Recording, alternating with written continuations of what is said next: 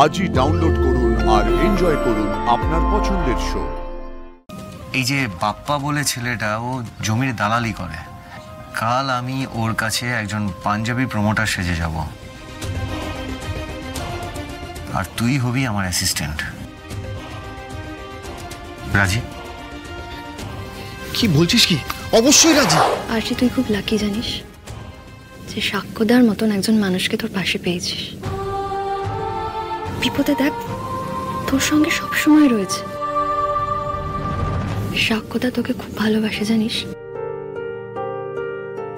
না হলে ওর মতো এত বড় মাপের মানুষ তোকে ছাড়ানোর জন্য এরকম দৌড়াদৌড়ি করে?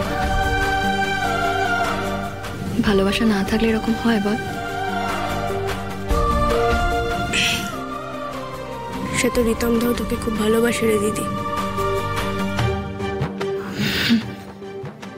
সে বাসে, কিন্তু কি বলতো, আমি না মাঝে মাঝে বুঝতে পারি না জানিস, ও ঠিক সাক্ষ্যদার মতন স্বচ্ছ নয়। খালি মনে হয় এই দিক থেকে ওদিক হলেই আমি বুঝি রিতমকে হারিয়ে ফেলব। যাকে তুই বুঝবি না আরশি, সাক্ষ্যদাকে হারিয়ে ফেলার ভয় তো তোর নেই। সত্যিটা যে তোকে কি করে বোঝায় দিদি, আমার তো আসল জায়গাটাতেই ফাঁক রয়েছে রে। বিয়েটাই তো নকল, পেলামই না কিছু আর হারাবো কি? কি ব্যাপার ঋতু, এখানে কি করছো তুমি? আমি সাক্ষ্যর সঙ্গে দেখা করতে এসেছি। তোমার কি মনে হচ্ছে আমি বুঝতে পারছি না তুমি কেন এখানে আসছো? তোমার আরশিকে ছাড়িয়ে নিয়ে আসার ইচ্ছে তো তুমি একা যাও না, সাক্ষ্যকে কেন উস্কাচ্ছ বারবার করে? না আমি জানি তোমার কোনো কাজকর্ম নেই, তোমার কোনো মান সম্মান নেই, বুঝতে পারছি, কিন্তু সাক্ষ্যর আছে তো। ও ইন্ডাস্ট্রিতে একটা রেপুটেশন আছে, একটা পজিশন আছে, তো সেটা যদি একবার হারিয়ে যায় তুমি কি সেটাকে ফিরিয়ে আনতে পারবে? বারবার কেন আসছো এখানে? মধু, ঋতু এখানে নিজে থেকে আসেনি, ওকে আমি ডেকেছি, তাই এখানে এসেছে।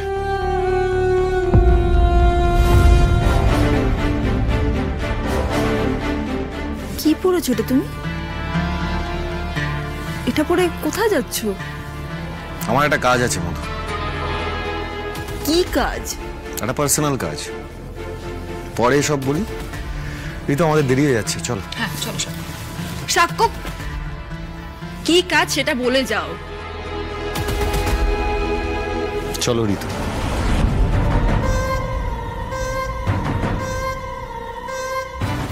ঋতুর সামনে এইভাবে ইগনোর করলো আমাকে। ঋতুর সাথে কি পাকাচ্ছেটা কি সাক্ষ্য? সবচেয়ে বড় কথা, এরকম শ্যাবি জামা কাপড় পরে ঋতুপর্ণাকে নিয়ে কোথায় গেল সাক্ষ্য? কিচ্ছু বুঝতে পারছি না। আমার মন বলছে আরশির কাছেই যাচ্ছে। আমাকে যেভাবেই হোক জানতে হবে ওরা কি প্ল্যান করছে। ওদের কিছুতেই সাকসেসফুল হতে দেওয়া যাবে না। হ্যাঁ আবির, হ্যাঁ সেই কখন বলেছিলাম চা নিয়ে আসতে, তুই যাবি না? আমি যাব। আমি যাচ্ছি। কটা আনবো বলতো? তিনটে আনি না, চারজন আছি তো এখানে। তিনটে না, পাঁচটা আন। আসুন, একটা একটু কম চিনি দিয়ে বেশি করে দুধ দিতে বলবি। আর হ্যাঁ, ওই অনেকদিন তেলে ভাজা খাই না, একটু আলুর চপ আনতে বলিস তো। আরে ভাবলু, তুই এখানে ক্লাবে? কতদিন বাদে তোকে দেখছি, এই ক্লাবে এসছি, সেটা তো আমাদের খুব আনন্দের বিষয়। সেই তো।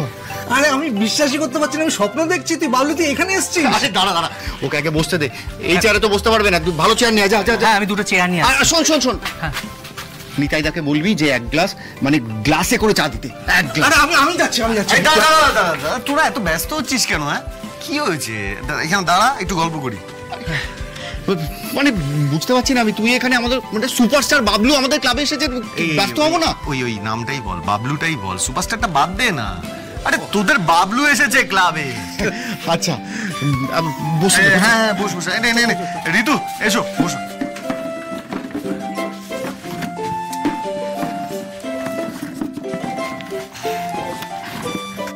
কি হলোটা কি? হ্যাঁ আগে আলাপ করিয়ে দিই। ঋতু ও হচ্ছে আমার বন্ধু সুমাল্য, আর ও আবির, তারক। আর ও আরে বাবলু, এনাকে কে না চেনেন, মাঝে মধ্যেই তো টিভিতে দেখি। হ্যাঁ নমস্কার। নমস্কার।